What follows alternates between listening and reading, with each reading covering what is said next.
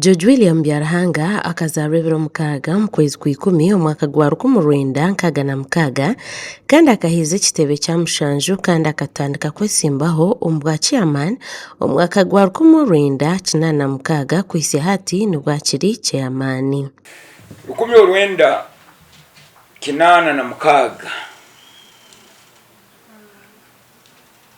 nkajoininga NRM kandi 1986 nubo bankomere kuba chairman w'ekicweka kino. Byarahanga yashobora bimwe byakozire omu myaka ye 80 ari mukuru w'entebe y'okubanza. Ebyo bikiri aho omu myaka ye 80 Byarahanga nagira ngo harebe bimuteganise omu bwebembezi bwe. Kiramuno kanyebazeho nyowe nka mwebembezi Mr. Byarahanga. Abantu bange kiramuno nkabazaire omanyire lobbying kikuru muno. Abazaire ba Kisumbi nkabalobingira abana babo basome. Emyaka ebiri hingwire Byarahanga akatungaho oburwire bwateganise risho rye konka yashobora okukitari kuteganisa emirimo ye. Abebembezi bano aberuguru yitwe ntukora police kuno baitu tubakuziteeka mu nkora. Ekyo kubanza tukira police ya 3 years plan.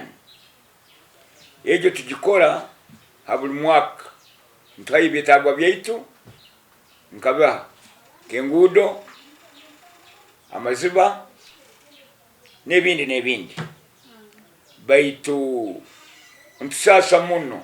Byarahanga yashaba abantu abino burema mbiri okwetaba mu by'obutegeki bakorera abantu. Nobwo kuboina ekizibu rundi oina obulema rundi oinaki kintu kibi muno rugayo mu bantu obora boliyo ijo okora abantu n'abantu nibaija kushima.